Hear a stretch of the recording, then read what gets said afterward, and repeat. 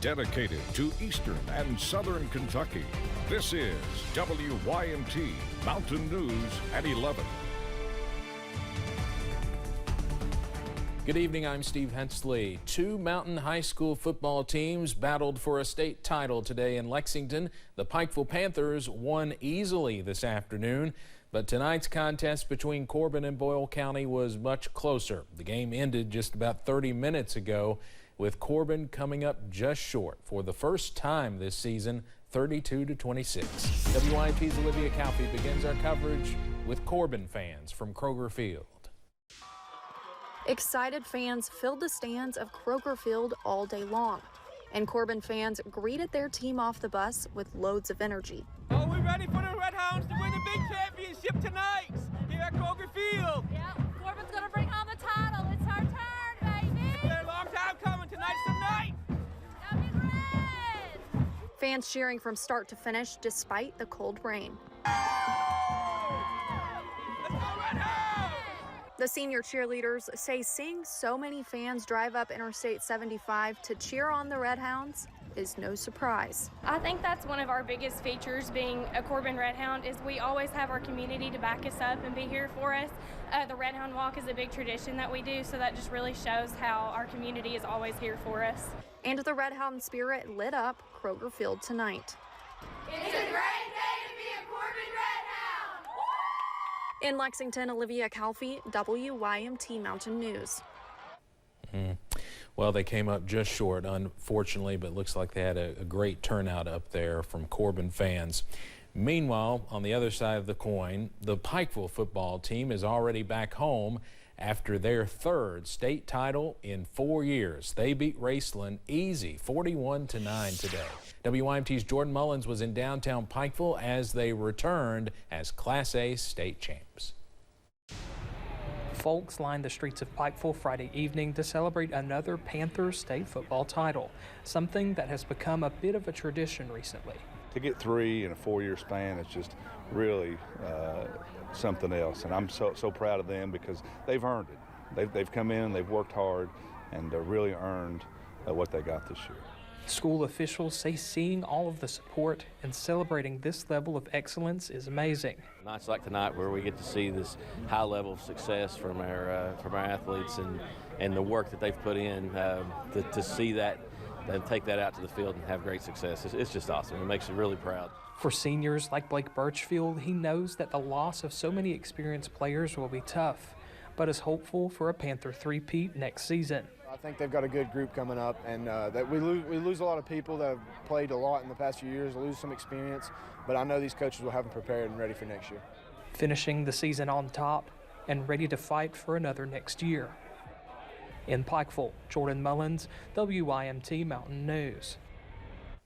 Congratulations to Pikeville. We'll have highlights from both of today's games and reaction from Pikeville and Corbin in just a few minutes on the Appalachian Wireless Sports Overtime.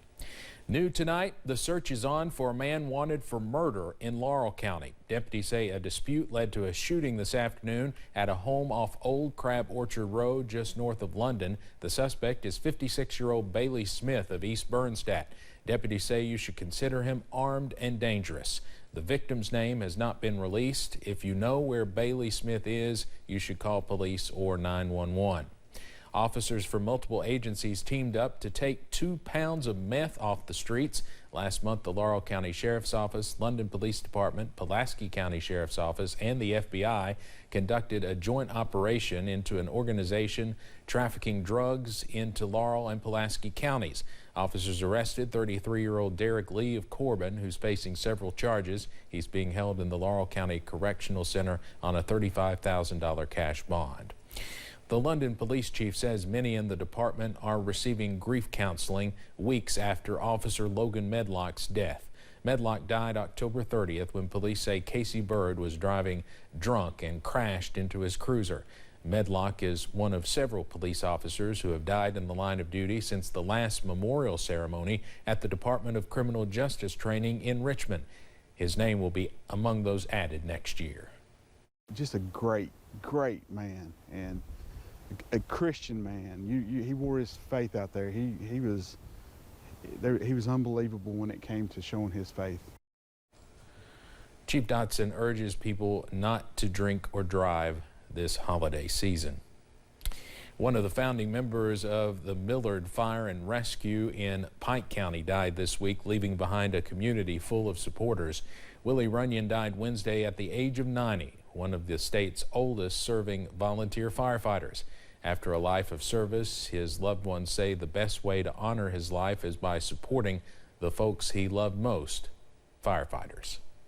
That was a big thing for Dad. He said because, you know, as we get older, we need other ones to step in our shoes. You know, we need the new ones to come in that the older ones can teach. Runyon's funeral is tomorrow at noon. Bringing child care back has been the main mission for Oak Tree Academy in Whitesburg, but they were also nominated for the Invest 606 Accelerator and Pitch Contest programs this year. Oak Tree Academy was damaged in the flood before they were nominated, so owner Terry Ratliff has not had as many chances to participate in the Invest 606 programs, but she says it's an honor to be part of the experience. I've been so busy every day doing hands-on work, I've not been able to totally focus, but the Invest 606 is an awesome experience. Oak Tree Academy is one of 9 businesses in the region nominated.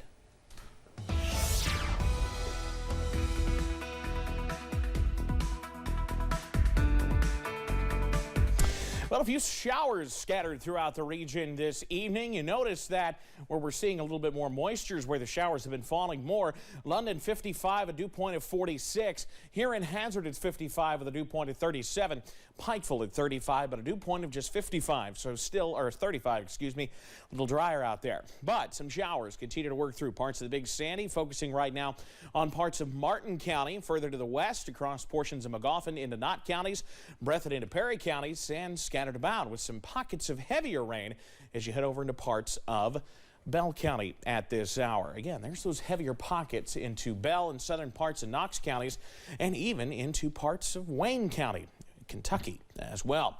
Everything here pushing off to the east. Our frontal boundary is still out to the west, so we're not done until this back edge works through, and that won't be until tomorrow afternoon. There you see the scattered showers continuing to work in. Overnight, they'll be scattered about.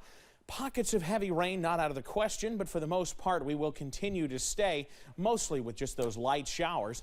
Here's that back edge by 7 o'clock in the morning. Again, it'll be a soggy start to Saturday, but once that front moves through, we'll try to dry out as we finish off our Saturday afternoon and into the evening. It's looking drier, so getting out on your Saturday morning, it will be a little soggy. Those temperatures in the 50s, but falling during the day on the backside of that front from the upper 50s into the lower 50s. You see we're back in the 40s by evening time tomorrow, into the 30s by bedtime, and into the 20s as we wake up on Sunday morning. We'll return to the 40s as we head into our Sunday afternoon. On that Community Trust Bank 7-day forecast for your weekend is always in view, and unsettled patterns settling into the mountains.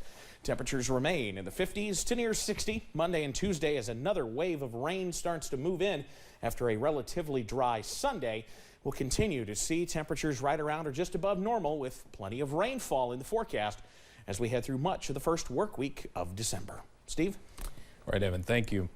KSP and Array of Hope have partnered for the 7th annual Christmas Toy Drive. Troopers from Post 9 were out today at the Pikeville Walmart from 3 p.m. until 7 p.m. collecting monetary donations and new toys.